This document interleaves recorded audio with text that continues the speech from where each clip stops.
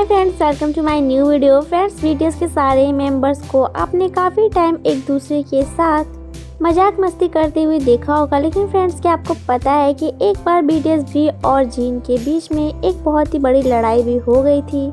और इस फाइट का लेवल इतना ज़्यादा बढ़ गया था कि बीटीएस भी रोने भी लगे थे। फ्रेंड्स, अगर आप भी जानना चाहते हैं कि बीटीएस भी और जीन के बीच में किस चीज़ को लेकर लड़ाई हुई थी तो मेरे वीडियो को पूरा लास्ट तक देखिएगा। और अगर अभी तक आपने हमारा चैनल सब्सक्राइब नहीं किया है तो सबसे पहले हमारे चैनल को सब्सक्राइब करके बेल आइकन को प्रेस कर दीजिएगा बीटीएस के आगे लेटेस्ट न्यूज को जानने के लिए। साथ ही साथ अगर आपने हमें इंस्टाग्राम पे फॉलो नहीं किया है तो मुझे इंस्टाग्राम पे भी फॉलो कर लीजिएगा, जिसका लिंक मैंने अपने चैनल के डिस्क्रिप्शन में दे दिया है। तो फ्रेंड्स, जैसा कि मैं आपको बता रही थी कि एक बार बीटीएस भी और जीन के बीच में एक बहुत ही बड़ी फाइट हो गई थी और फ्रेंड्स ये फाइट उनके कंसर्न के 10 मिनट पहले ही हुई थी। फ्रेंड्स, दरअसल हुआ ये था कि सारे बीटीएस मेंबर अपनी प्रैक्टिस के बाद जब कंसर्न के लिए रेडी हो रहे थे तब सारे बीटीएस मेंबर अपना कन्वर्सेशन कर रहे थे और उसी कन्वर्सेशन के दौरान सारे बीटीएस मेंबर ऐसा कह रहे थे कि जंगकुक और आर्यन के बीच में कुछ स्पेस खाली नजर आ रहा है, जिसे देखने में वो थोड़ा सा ऑड लग रहा है और इसीलिए बीटीएस भी जीन से कह रहे थे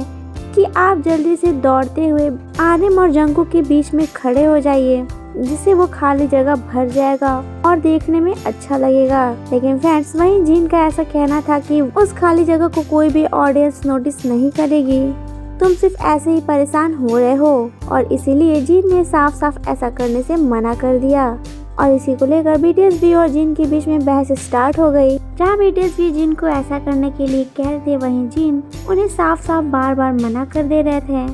और बीटीएस भी को ये बात काफी ज्यादा बुरी लग रही थी, क्योंकि बीटीएस भी का ऐसा कहना था कि जीन हमेशा ही हर चीज को कर देते हैं, लेकिन इस बार वो बिल्कुल नहीं कर रहे, क्योंकि इस बार उन्हें ऐसा करने के लिए बीटीएस भी कह रहे हैं। और फ्रेंड्स, उस फाइट के दौरान जीन ने काफी ऊंची आवाज में बीटीएस भी को डांट भी दिया था, जिसका बीटीएस भी को और भी ज्यादा बुरा लग गया था, जिसके बाद बीटीएस भी काफी ज्यादा सैड हो गए थे और ऐसा भी देखा गया था कि बीटीएस भी रोने लगे थे। हालांकि फ्रेंड्स, उस टाइम पर सारे बीटीएस मेंबर को ऐसा लगा था कि इस लड़ाई के बाद शायद उनका परफॉर्मेंस बहुत ही खराब हो जाए, लेकिन ऐसा कुछ भी नहीं हुआ। उन्होंने बहुत ही अच्छे से परफॉर्मेंस भी किया।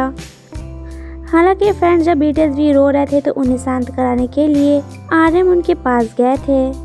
और वहीं जीन को भी काफी ज्यादा बुरा लगा था कि उनके और बीटीएस भी के बीच में लड़ाई हो गई है और इसीलिए जीन को भी शांत कराने के लिए उनके पास जिमिन गए थे। और फ्रेंड्स, ऐसा देखा गया कि जब उन्होंने अपना परफॉर्मेंस अच्छे से कर लिया और उसके बाद जब अपने होटल रूम में आए तो जीन खुद बीटीएस भी के पास आए, जहाँ पर बीटीएस भी रो रहे थे और उन्होंने बीटीएस भी के पास बैठकर उन्हें बहुत ही प्यार से समझाया और उनसे सॉरी भी कहा। इतना ही नहीं, बीटीएस भी ने भी उन्हें सॉरी कहा था और इस तरह फिर से उन दोनों बीटीएस मेंबर के बीच में जो भी फाइट हुई थी उन्होंने अपने फाइट को सॉर्ट आउट कर दिया। और फ्रेंड्स, इसी बात का आर्मीज को भी काफी ज्यादा अच्छा लगता है कि बीटीएस मेंबर अपने फाइट को लेकर हमेशा बैठे नहीं रहते हैं, इनफैक्ट एक दूसरे के साथ बातें करके उसे सॉर्ट आउट कर देते हैं, ताकि उनके बीच हमेशा प्यार ही बना रहे और उनके बीच फाइट जैसी कोई भी चीज ना रह जाए। फ्रेंड्स, आपको बीटीएस भी और जीन की इस लड़ाई के बारे में पहले पता था या फिर नहीं? अपनी बातें हमें कमेंट सेक्शन में कमेंट करके जरूर बताइएगा। थैंक यू, मिलते हैं नेक्स्ट वीडियो में।